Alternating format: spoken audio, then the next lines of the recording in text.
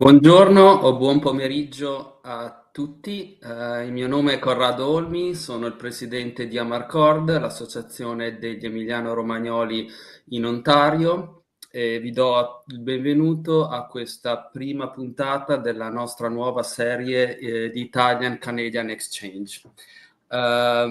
Oggi il tema sarà focalizzato sul commercio interno al Canada. Questa nostra serie di webinar sarà a cadenza mensile e oggi il focus sarà principalmente analizzeremo la cosa da un punto di vista economico e commerciale.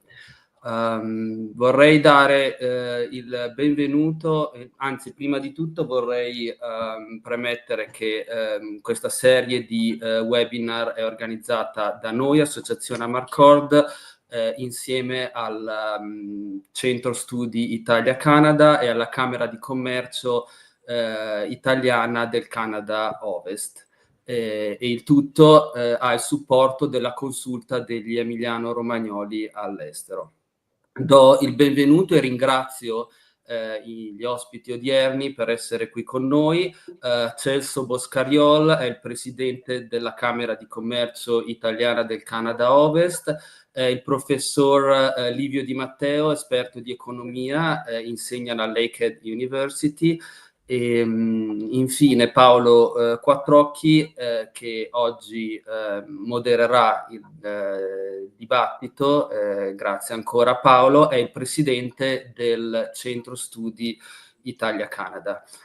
Come detto, ci sono vari problemi da analizzare per quanto riguarda il libero o non libero attualmente scambio di beni, persone e servizi all'interno del Canada. Come vedrete ci sono varie ragioni di carattere storico, politico e logistico che rappresentano dei grossi freni al raggiungimento di un libero commercio interno al Canada, che sarebbe anche molto vantaggioso alla luce dei recenti problemi causati dall'amministrazione Trump con tutte le tariffe. Come probabilmente immaginerete, gli Stati Uniti sono il primo partner commerciale del Canada e di conseguenza il Canada è tuttora molto penalizzato dalle tariffe.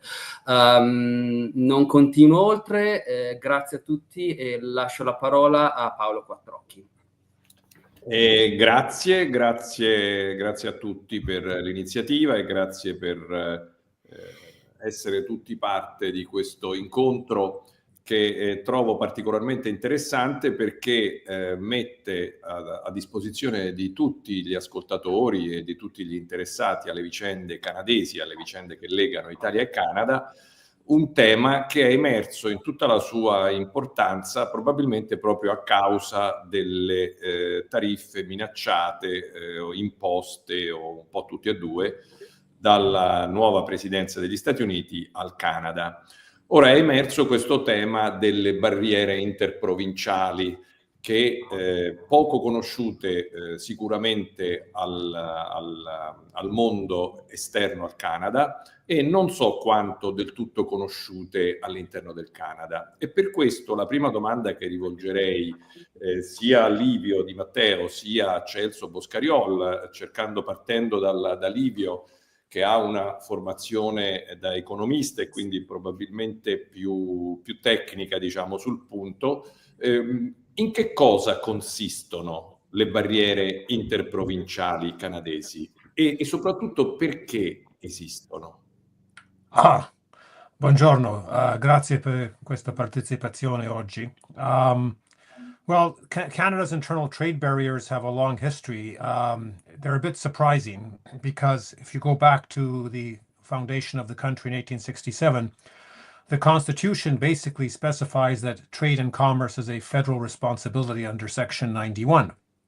And then there's also Section 121, which states that all articles of the growth, produce, or manufacture of the provinces shall be admitted freely into all of the other provinces. So on paper, Canada is an economic union with free flow of goods and services. But I mean, as the old joke went, the Holy Roman Empire was neither Holy Roman or an empire. And the Canadian Economic Union, in some respects, has not been neither Canadian economic or a union. So very quickly, what seems to have happened is there were court interpretations in the 19th and early 20th centuries that basically interpreted the Constitution in favor of provincial rights. So under Section 92 of the Constitution, provinces have jurisdiction over civil and property matters. And so property, if you trade property, that is a form of commerce. And so that has become interpreted into provincial rights to essentially deal with transactions, commerce, etc. And so the provinces have put up all kinds of what are referred to as non-tariff barriers. The courts have also interpreted the Constitution in terms of the federal jurisdiction over trade and commerce applies to things that come in through customs or are imported directly into the country, but interprovincial, the courts interpret it as being partly under provincial or shared jurisdiction with the federal government. And so over the years, even though the provinces cannot levy tariff barriers on other provinces, they have all types of non-tariff barriers. So there are, for example, differing standards and regulations on goods, packaging, labeling, safety standards. There's restrictions on the movement of alcohol. You cannot, for example, buy BC wine in Ontario, basically because each province, in a sense, regulates the sale and transactions. In terms of services, every province, in a sense, regulates its own professions, engineers, lawyers. There's occupational barriers to things like dental hygienists, physicians, apprenticeship and training standards. There are government procurement regulations. I mean, there's all these types of barriers that essentially restrict the flow of goods and services within the Canadian Federation. And I mean, I think that's paramount in that Canada is a federation with a lot of provincial autonomy. And that provincial autonomy in the end has been used to restrict the flow of goods and services for a number of reasons, to protect local industries. There's, protectionism at a provincial level. There's also the desire to maintain provincial government revenues in the case of things like alcohol.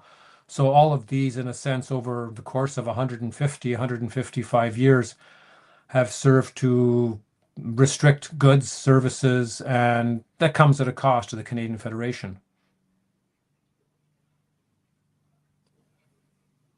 You were saying all this great information, qualcosa che veramente non tutti sanno. Mi domando e domando a Celso Boscariol, avvocato, presidente della Camera di Commercio Italiana in Canada Ovest, che quindi si trova spesso a gestire i problemi degli investitori europei e principalmente degli investitori italiani.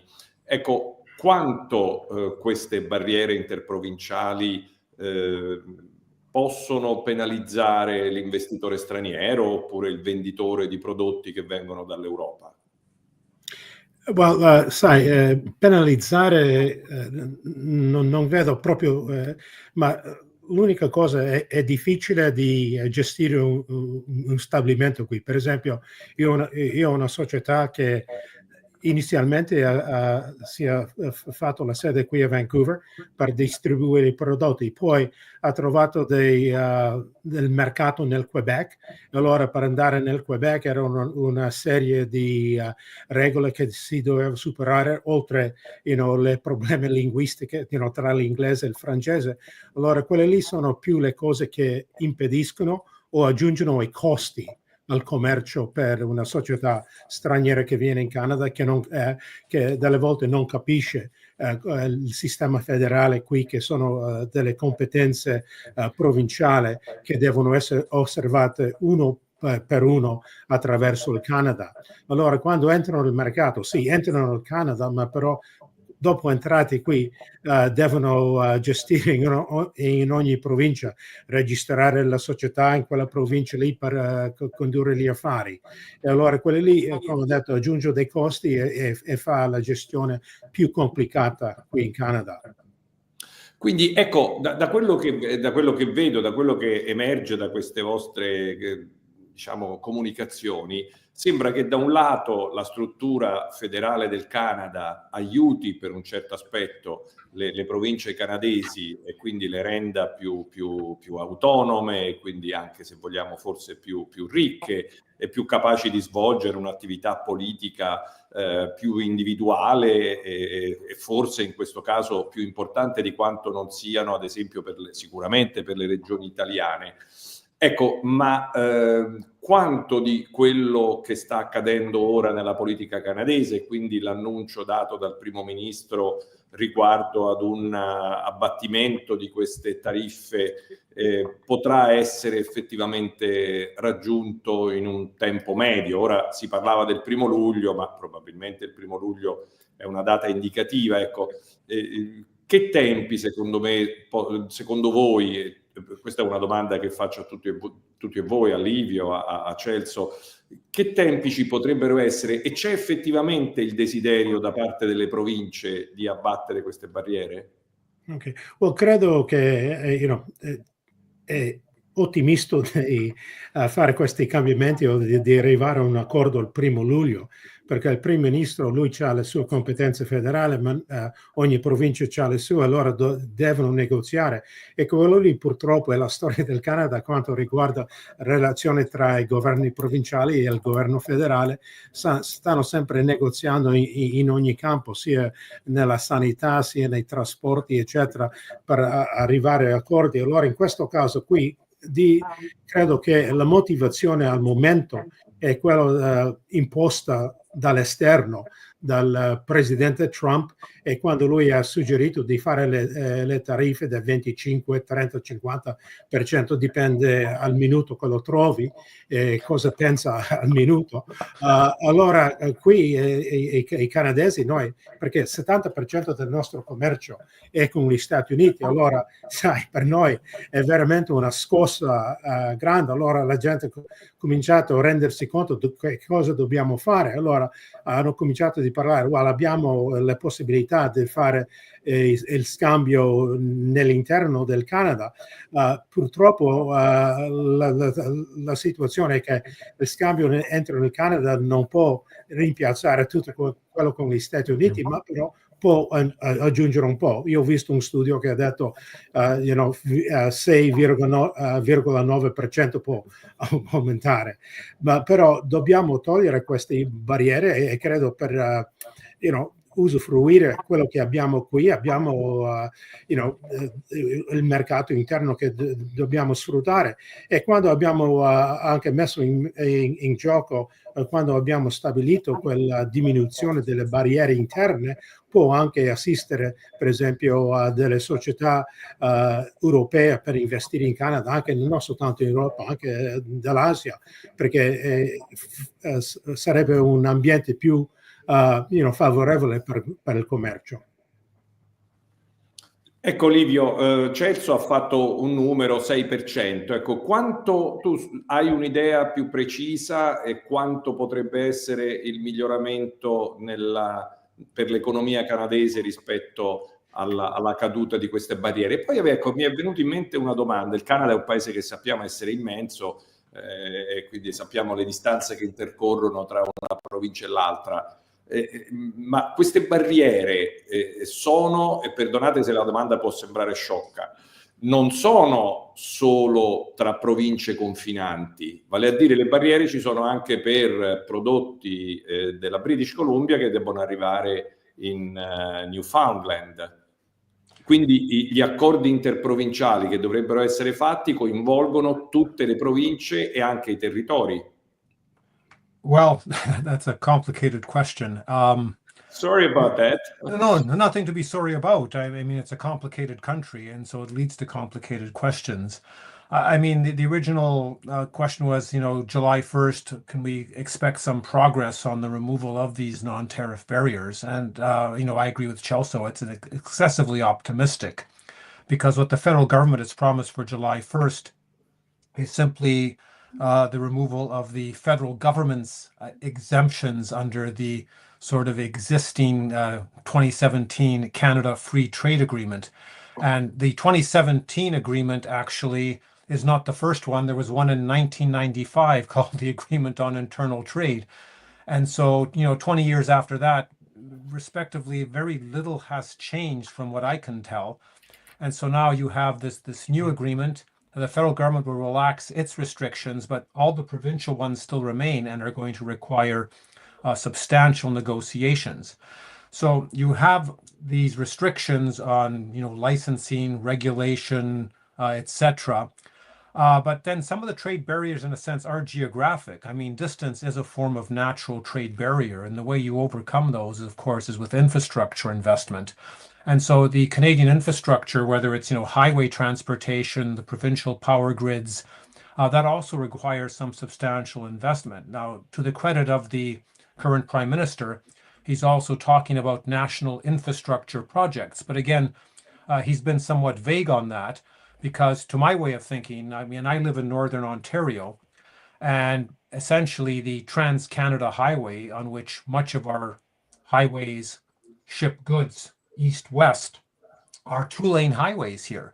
They are not the autostrada of Italy with 4 lanes, divided medians and, very fast transit.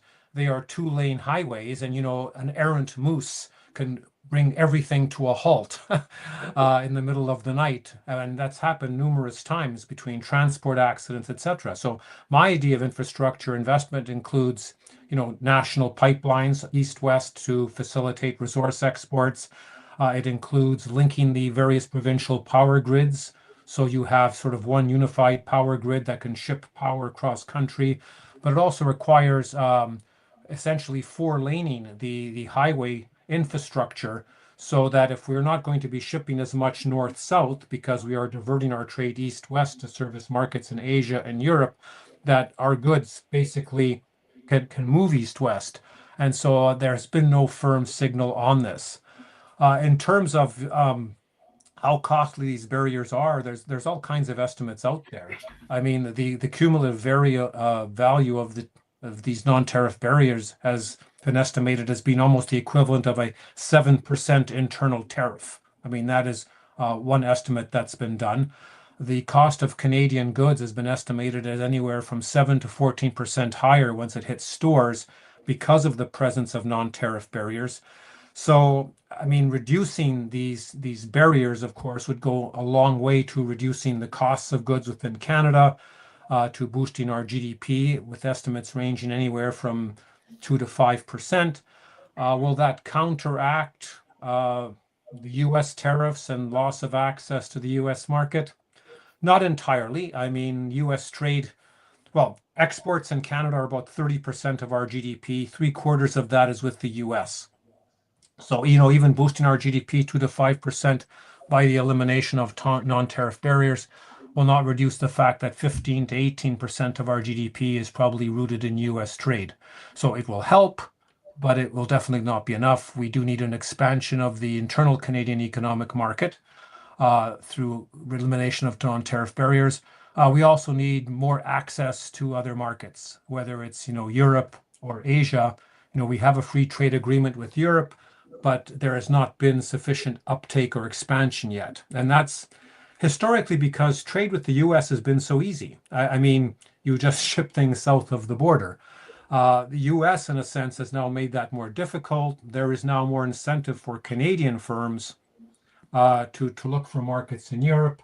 There's more incentive now for European firms to invest in Canada. But again, the logistics of investing in Canada for European firms can be difficult given there are 10 provinces, each with their own regulations. So there's a lot of work to be done. I mean, it's easy to talk, and in Canada we're very good at talking. I mean, I suppose in Italy people think that Italians like to talk. Trust me, Canadians are just as bad, if not worse.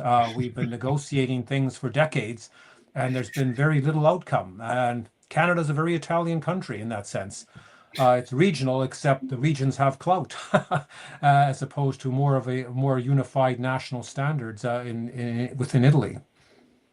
So as you mentioned, I mean, also all the provinces have to deal to each other in order to get to a final agreement, or can some of the provinces make agreements with one or two or three of the other provinces? Cioè, le province debbono farlo tutte insieme in una specie di tavolo costituente sull'abolizione delle tariffe, oppure sono accordi bilaterali, ciascuna fa il suo con una delle tante province? I'll let Chelsea handle this one. Yeah, okay. Well, we have some, shall we say, regional arrangements. We have what's called the Northwest Partnership, which involves the 4 Western Canadian provinces and the territories where they've agreed to harmonize certain regulations. But the level of regulatory harmonization is still, shall we say, relatively low. And I think a lot more work is required, but it is a step in the right direction. I think, being optimistic about it, it shows that it can be done. And if you decide that, if you put your mind to it, it can be achieved. And I guess this is what's happening right now in Canada. We've had external pressures applied upon us, by President Trump and his erratic policies and his saber rattling over tariffs, that suddenly people have woken up and said, okay, let's, put our own market in order locally. But I think you also, Professor Di Matteo also mentioned something very important. It's elevating the consciousness of Canadian businesses to what lies out there. For example, in free trade agreements, there's the most prominent, of course, is CETA, the Comprehensive Economic Trade Agreement with the European Union, which, for example, removes 98% of all tariffs, in addition to working towards resolving non-tariff barriers.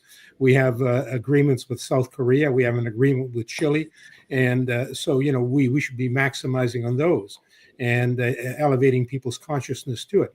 Of course, the easiest thing to do is trade with the United States. Where I am here in Vancouver, we're 30 kilometers from the border. So you can only imagine if you have a business here to ship down to the United States, and in a day you're in California, a market of over 40 million, it's the easy thing to do. But sometimes you are shaken or awakened out of your complacency, and this is one of those events.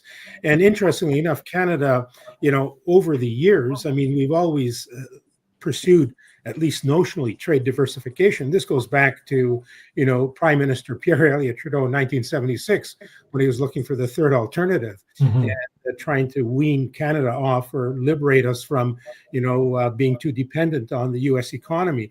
And that's, for example, when the whole notion of trading with Europe started was in 1976. And by 1917, we concluded CETA. So it just shows that which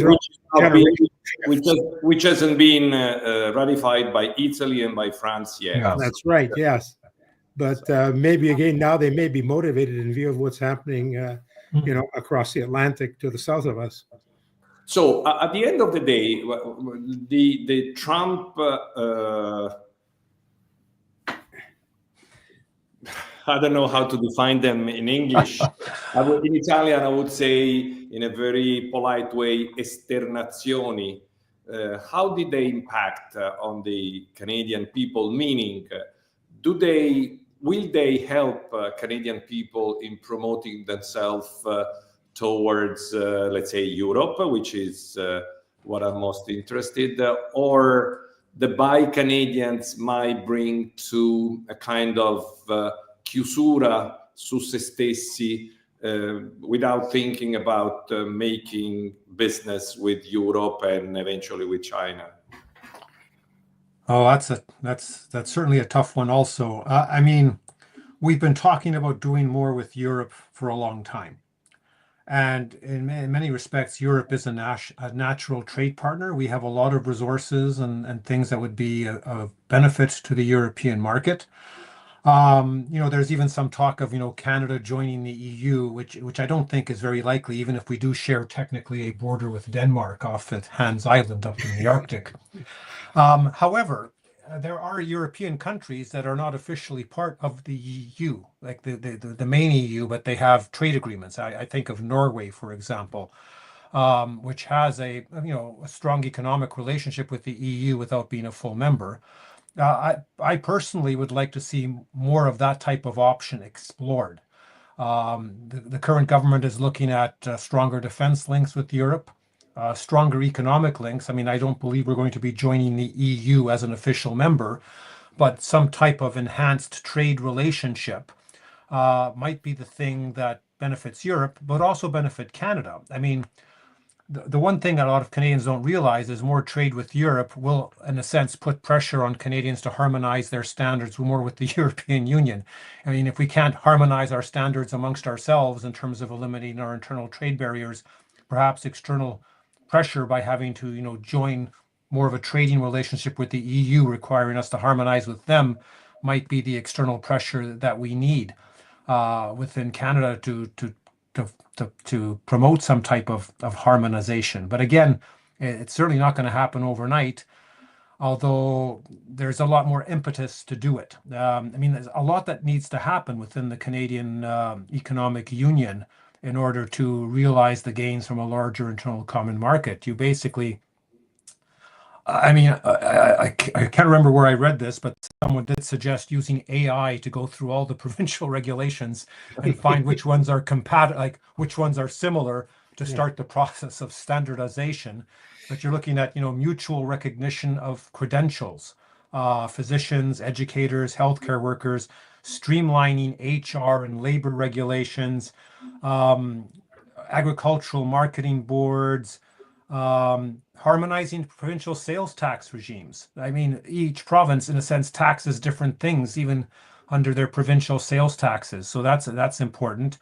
Labeling and packaging rules. There's different sized milk and beer containers across the provinces. So if you're a firm coming from Europe, for example, and would like to sell a European beer in 5 or 6 provinces, you might have to set up, different production facilities in each province to provide the packaging and the container sizes to service each market. But the markets are small, you see. Canada's only 40 million people. I mean, it's larger than it used to be, but 40 million people, once you break it up into 10 jurisdictions, it's a lot of very small markets that you have to jump through hoops. Standardized building codes, government procurement. I mean, this all has to be done. We've been trading with the US for a long time. They have not exerted the external pressure for us to harmonize our standards. Maybe the Europeans might have better luck. Again, I'm probably being overly optimistic on that. Mm-hmm. Well, I would just point out that, like, even under CETA, for example, there's provisions for regulatory harmonization. There's provisions for the mutual recognition and accreditation of foreign credentials. So it has set up mechanisms in place. But of course, the mechanism is there, but getting to the result is the challenge and time consuming, because you can put 10 people on a commission, 5 from either side, on the table, and suddenly you've established a new industry. And I look at my own case, for example. I started practicing law in Alberta, and then when I wanted to move back, I went there because of the oil economy. The oil economy collapsed, and so I was compelled to move back to Vancouver.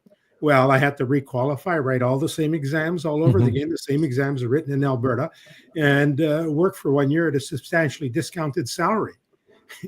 And that's the ridiculousness of it here. And I can understand there's some differences between provincial regulations and stuff like that, but they're very minimal because it's all based on the British common law. But and look at fields like, for example, medicine. I mean, the human body doesn't differ from jurisdiction to jurisdiction. No. Engineering, the law of physics are not, let's face it, they're immutable and they're transnational. And so, this is where I think there's a lot of protectionism in, shall we say, amongst professions, among business associations. For example, the dairy producers in Canada is one of the biggest, cartels. Each province has its own to control the supply of dairy products. I mean, that would be like saying, you know, the Consorzio Reggiano in Italy would have control just of Parmigiano in Emilia-Romagna, but they couldn't send il Parmigiano to Lombardia. No. Beh, allora, questo è un tema interessantissimo che quasi ci dimostra che l'Unione Europea è un po' più, con tutte le difficoltà che l'Unione Europea sta vivendo, sembra che sia quasi un po' più unita, diciamo, di un paese unito quale il Canada, benché anche in Europa le professioni non hanno la stessa possibilità di trasferimento così semplice come vorremmo noi professionisti. Vorrei tornare un attimo indietro alle barriere interprovinciali e farvi una domanda legata un pochino a quello che è il settore nel quale il Canada rappresenta veramente una potenza assoluta, direi globale, vale a dire il settore dell'energia. Quindi quando si sente dire che il Quebec non consentirà il passaggio di una pipeline che viene dall'Alberta o che la British Columbia non consente il passaggio di una pipeline, è legato soltanto alle barriere interprovinciali o ci sono dei fattori anche di natura federale oppure ulteriori fattori locali come popolazioni indigene, come non so cos'altro? Io direi tutti e tre. There's a couple ways of answering that question. On paper, it should not be a problem. The federal government basically has, under the Constitution, nation-building powers and powers for peace, order, and good government. On paper, given that this is an item of national concern, the federal government should be able to bring about a national pipeline. However, the convention that has evolved over time is that the federal government has often been reluctant to exercise those powers. I mean, Canada started out fairly centralized, and over the course of 150 years has grown to probably be the most decentralized federation in the world. But a lot of that has occurred because the courts have interpreted a lot of the Constitution in favor of provincial rights. But part of it has also been a reluctance of the federal government. In many respects, the federal government has retreated. That retreat intensified after the 1970s. I think it was fiscally induced. The federal government had a persistent deficits and a federal debt crisis, and that probably caused a retreat from a lot of federal activity in the economy, and it's never really gone back. So, on paper, the federal government does have the tools, but it also requires the political will to exercise those tools. And the provinces have become much more, jealous of their provincial rights. And so it will be very difficult, not impossible, but it will be difficult to do, I think, moving forward. So it can be done. A lot of the regulation, though, I mean, there's a number of interests here. There's provincial rights. There's also environmental concerns, which, have varying constituencies across the provinces. Then there's also First Nations, which, again, have various needs and restrictions and opposition that they've put up. So, even in Ontario, within its own province, where you would think Ontario has jurisdiction, Ontario has a major resource project in its north known as the Ring of Fire. The deposit was discovered over 20 years ago, and they've been making plans to develop it for 20 years, and it's still not being developed. It's a conjunction of, first, the infrastructure required to access the resource because it's fairly remote and requires road and rail access. That's expensive. But it also requires negotiations with something like 9 First Nations, each which have some land in the area. So even within Ontario, there is this tradition, this culture of negotiation with assorted interests. So, I mean, on the one hand, it's very democratic to have this consensual approach. On the other hand, you can never get unanimity when you have, dozens of interested players that are negotiating. So will the federal government, in a sense, push this forward? It remains to be seen. The federal government under the Constitution does have the political tools, but it also requires the will to exercise them. And it'll be interesting to see if the current prime minister, whose background is a CEO. I mean, if you think about it, CEOs, I mean, firms in economics, it's interesting. Economics believes in the interaction of individuals within a market environment. And yet within economic theory, each firm is run by a CEO who is in a sense a form of dictator. There is usually no democracy within firms, if you want to think of it that way. So, given that our prime minister is now a background as a CEO of at least two, central banks, is he going to basically behave more like a CEO? I mean, I am curious to see that. Quindi diciamo, let's say che l'Europa ha molto da aspettare se vuole comprare energia canadese a questo punto. Ci sarà molto tempo. È vero. Think about it. When Europe came to us for liquefied natural gas, we basically said no, which astounded me. but apparently most Canadians, were asleep and felt just fine with that. I mean, we should have seized that opportunity when it was first presented. And we didn't. And I think that's a major loss for the Canadian economy. Eh sì, questo è una perdita per l'economia canadese, anche una perdita di opportunità per unire i mercati dell'Europa e del Canada, perché proprio la grande dimensione, la grande quantità di energia canadese sarebbe stata molto utile per l'Europa, che a sua volta invece con una popolazione così vasta e con una manifattura molto intensa avrebbe potuto supplire a qualche bisogno, bisogno del Canada. Ecco, e come pensate che il Canada in questo momento, diciamo partendo dal percorso che si sta iniziando per l'eliminazione delle barriere interprovinciali, come pensate che il Canada possa rappresentare una valida attrazione per gli investitori europei piuttosto che gli Stati Uniti? Well, negli Stati Uniti adesso l'atmosfera è molto, molto, diciamo, difficile. Per esempio, hanno la polizia dell'immigrazione che può trattenere qualunque che vedono che non è americano. Infatti ci sono diverse istanze dove hanno sequestrato stranieri negli Stati Uniti. Io, per esempio, ho un avvocato che tratta al Quebec.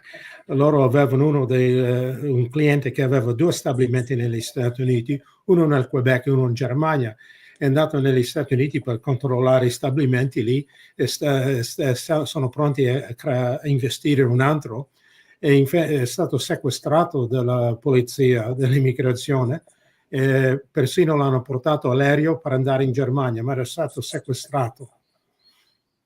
E questo qui è un canadese. Allora, direi, visto quello lì, l'atmosfera negli Stati Uniti, invece in Canada non trovi quei problemi lì con gli stranieri qui possono girare liberamente. E sai, gli Stati Uniti vogliono rimpatriare tutte le industrie lì, allora al momento è un paese che inospitabile, diciamo. Però anche il Canada in questa fase sta chiudendo agli studenti stranieri. Sì, quello lì è stato perché c'erano dei abusi, hanno cercato di controllarlo, purtroppo il controllo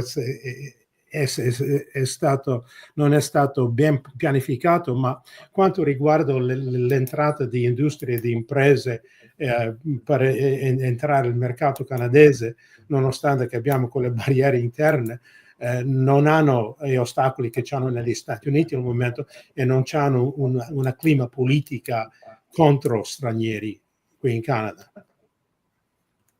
Yeah, I think it's useful for Canada to market itself relative to the US as a more open society, a more multicultural society. But, we also have to work at it. I think we are in a pretty pivotal spot in time.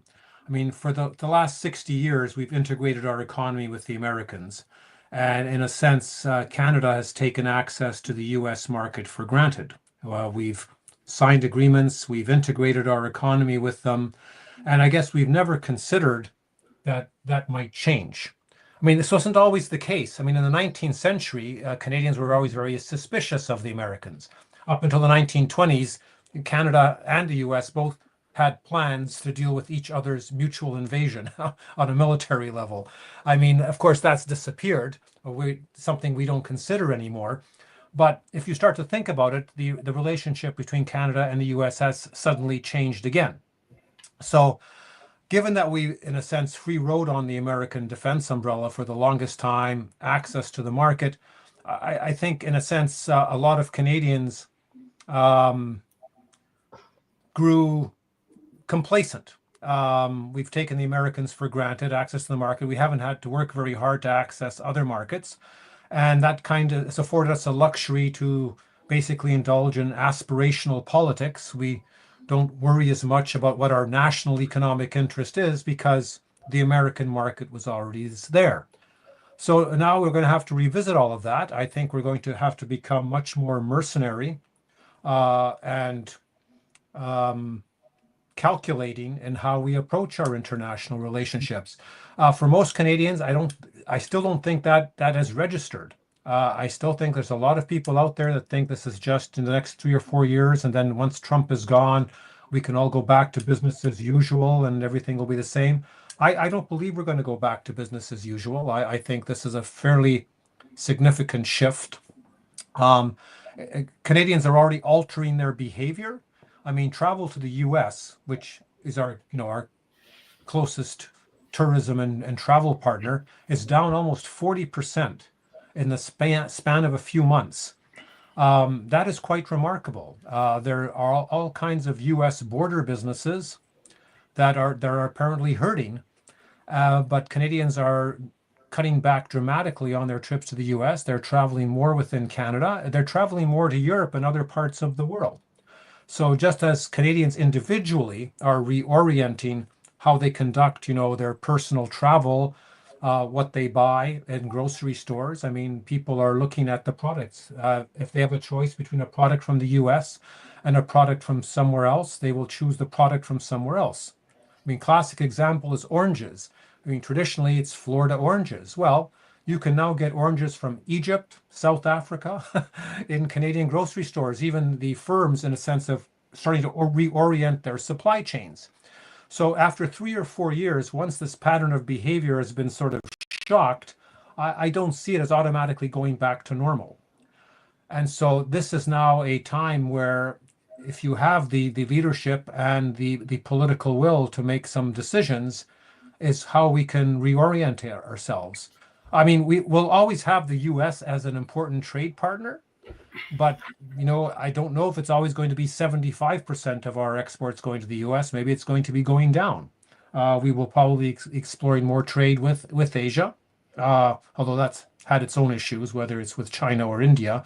But again, it's time for a new start, and I'm hoping that we will take advantage of it. I mean, the Americans, we share a continent with them.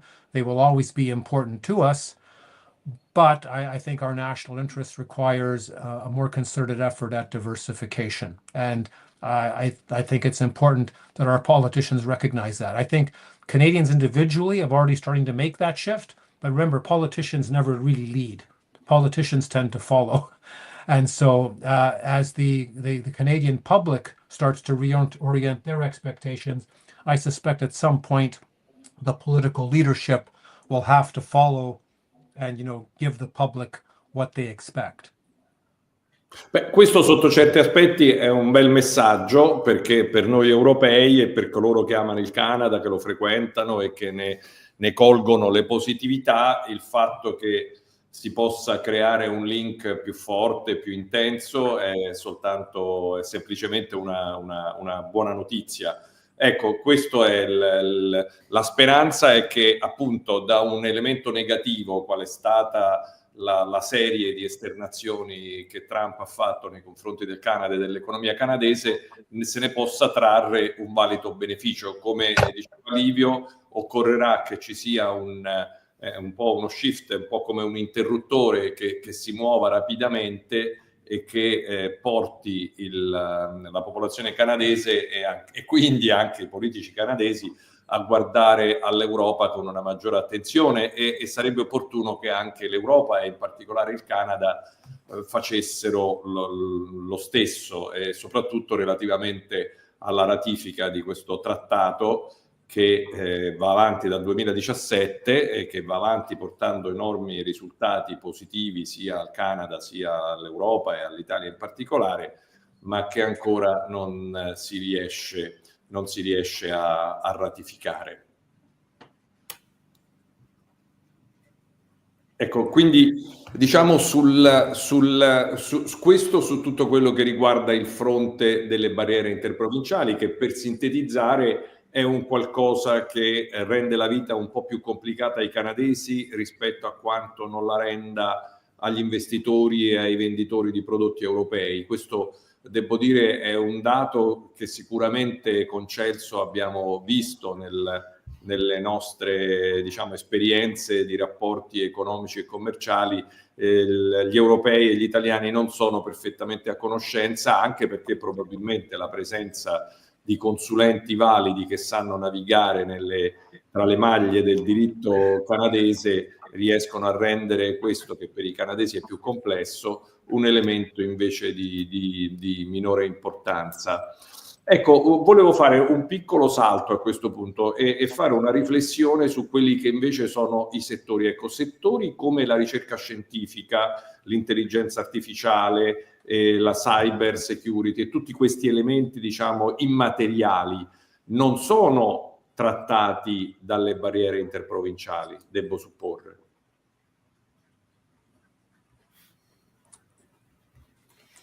No, non credo che sono, perché, per esempio, cyber security, AI, sai, quelli lì non hanno bisogno, per esempio, di un stabilimento fisico. Possono attraversare i confini senza impedimenti. E anche le ricerche generalmente sono nei istituti accademici e università, allora in certo qual modo, sai, non hanno le sfide che hanno, per esempio, un venditore di un prodotto o qualcuno che fornisce un servizio che è regolato. Allora queste qui sono nuove frontiere che non sono ancora diciamo regolato. Se c'è un regolamento eventualmente per l'AI e cyber security potrebbe cambiare.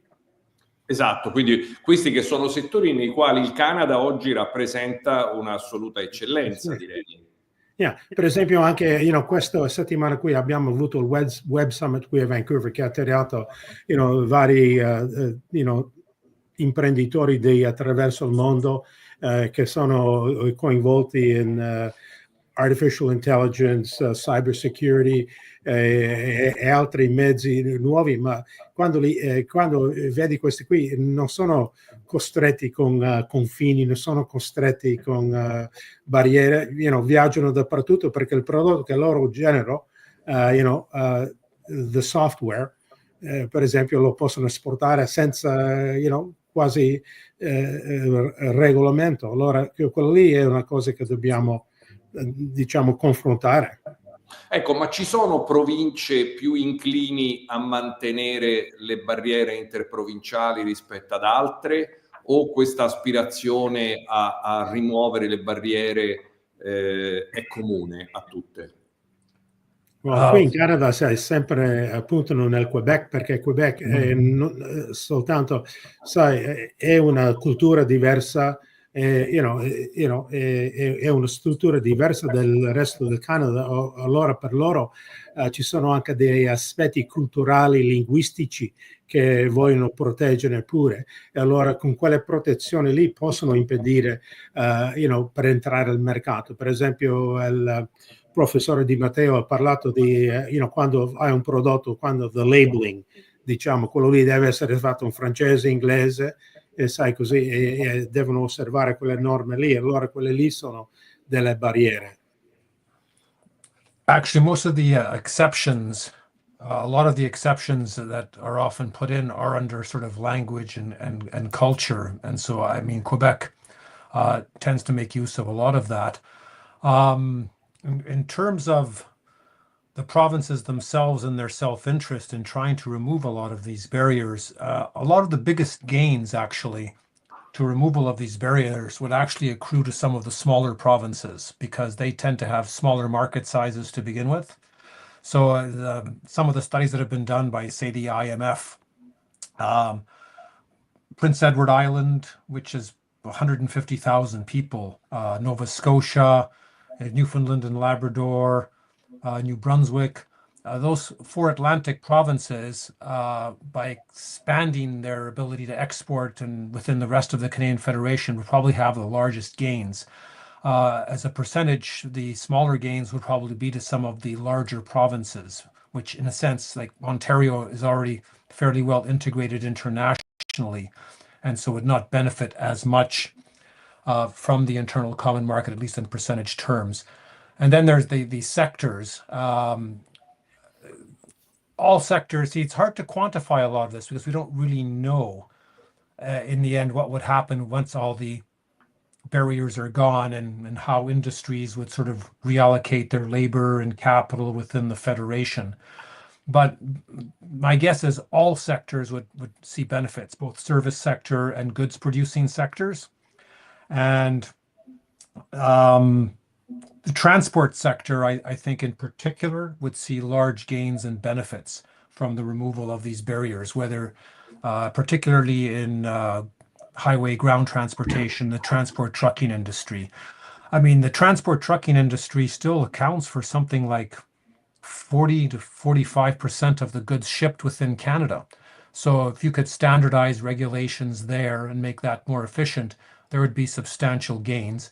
And there's a lot of gains also from, I mean, the trucking industry also ships a lot south into the US, but within Canada itself, it still accounts for a fairly large proportion of the trade. So in terms of services, transportation would certainly benefit from that kind of standardization. But again, you have to get all the provinces to agree to that, and it's been difficult up to this point. Perdonate se faccio la stessa domanda, ma That's okay. ho dimenticato. Le trattative vengono fatte provincia con provincia o ci sarà una sorta di tavolo al quale accedono tutte le province e si trova un accordo collettivo? It's both. I mean, in the end, there's national discussions that apply to everyone, and then there's bilateral deals that are being made. I mean, Ontario just apparently signed one with Nova Scotia, although the details escape me. So there's both forces at work at present. But again, I guess that's part of the immeasurable majesty of the Canadian Federation. They negotiate nationally if necessary, but not necessarily nationally, and that further complicates things. I mean, myself, I would like to see the federal government play more of a leadership role in facilitating these discussions and creating more of a national common market. But again, that requires the political willpower to do so. I mean, the provinces will only pursue bilateral deals where they see mutual gains.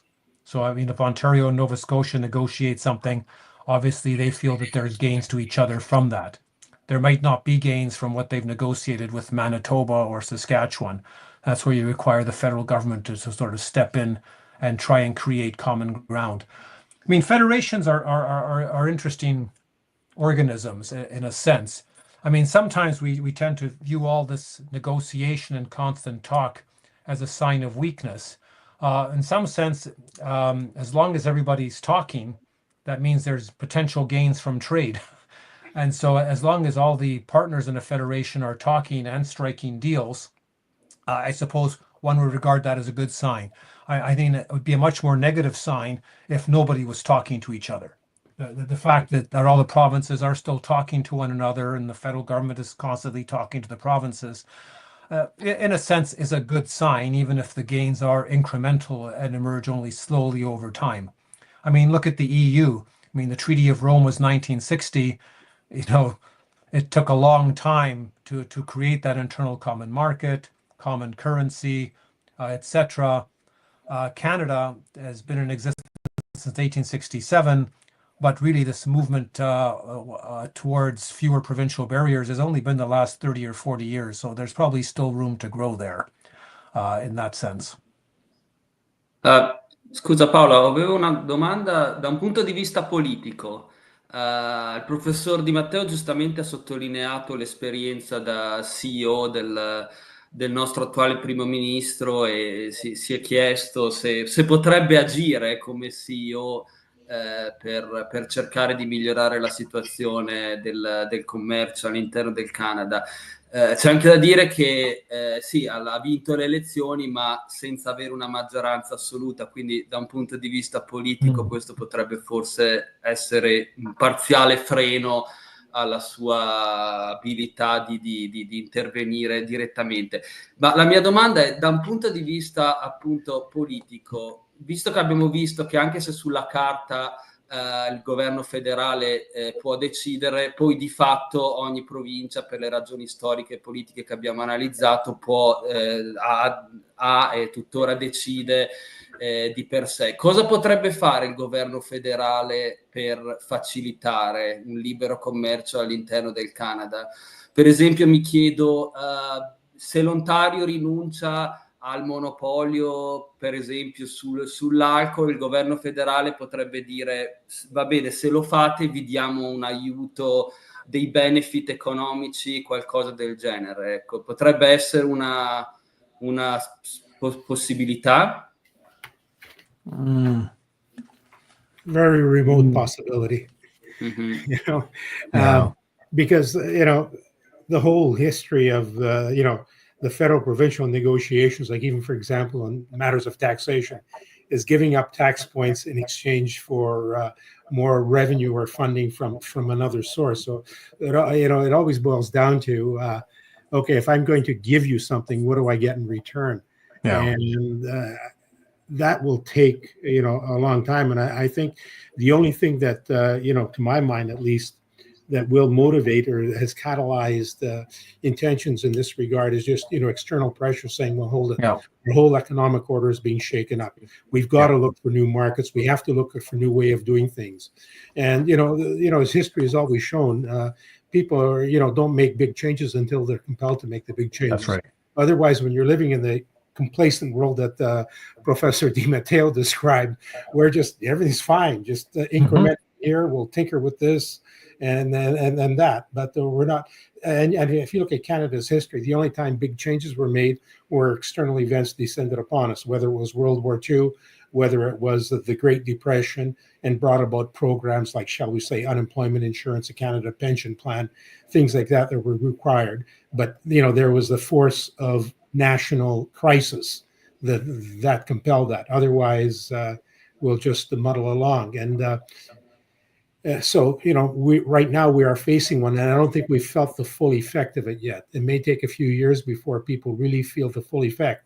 And again, in terms of our relationship with the United States, sure, Trump may go in 2-3 years or 4 years, whenever his term is up in 2028. But after that, are we certain that we're going to get a genial American administration in, or are we going to, or is that going to continue?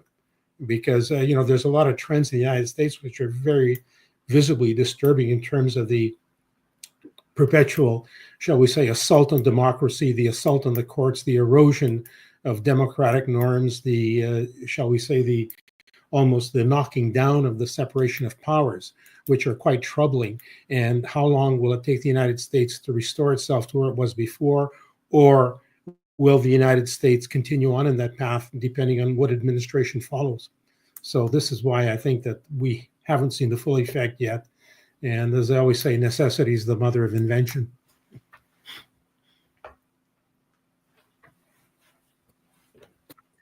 Bene, siamo, I think Professor Di Matteo was speaking.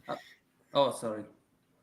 Yeah, it is the external pressures, I think, that will dictate change. And the point about the political situation, that it's a minority government, I think it's a pretty strong minority.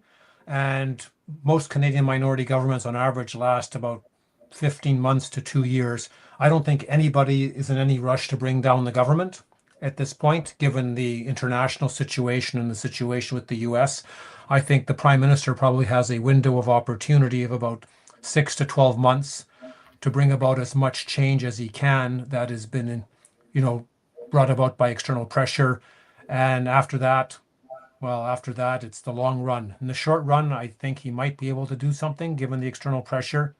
The long run is anybody's guess. As for the United States, I mean, the current administration basically has brought an end to the American century in just a few months, is what it seems like in terms of the US's international role and how it's perceived. And it'll be very difficult, I think, to rebuild that, and also to rebuild all the relationships that the US had with countries around the world. That's going to be a very tough slog, I think. Bene, mi sembra che questa bellissima conversazione porti sicuramente un'idea comune, che i cambiamenti avvengono sempre in situazioni difficili e che comunque l'occasione che si è creata porterà a un cambiamento nel Canada, e tutti pensiamo, perché non lo diciamo ma lo pensiamo tutti, che sarà un cambiamento positivo. Si tratterà soltanto di vedere in che modo e in quanto tempo la popolazione canadese prenderà atto di quella che, a mio parere, al di là dell'origine, è una grande opportunità, sia di rafforzare la compattezza e l'unione interna, sia la possibilità di andare a guardare su mondi che fino ad oggi sono stati poco considerati, proprio in ragione di una sorta di comodità che si aveva nel fare business con un partner con il quale, appunto, però anche storicamente i rapporti sono sempre stati dialettici. Mi viene da pensare che degli alleati non debbono necessariamente essere amici, e quindi in questo caso gli Stati Uniti probabilmente rimarranno un alleato del Canada e viceversa, ma il Canada oggi avrà preso o prenderà nel tempo la consapevolezza dell'esistenza di altri partners con i quali poter chiudere relazioni effettivamente vantaggiose. Bene, direi che siamo giusti arrivati al termine della nostra discussione. Vorrei ringraziare nuovamente i nostri ospiti, Celso Boscariol, Livio Di Matteo. Grazie Paolo Quattrocchi per aver condotto la discussione oggi. Ricordiamo anche che siamo qui in studio collegati da 3 fusi orari diversi. Abbiamo l'Ontario, la British Columbia e l'Italia, quindi ringrazio nuovamente tutti i nostri ospiti e Paolo per la disponibilità. Da Associazione Amarcord ringraziamo nuovamente per tutti quelli che ci hanno seguito oggi, e il prossimo appuntamento sarà fra circa un mese e i dettagli saranno divulgati a breve. Grazie ancora e buon proseguimento di giornata o serata. Buona giornata a tutti. Grazie. Ciao. Grazie a tutti voi. Grazie.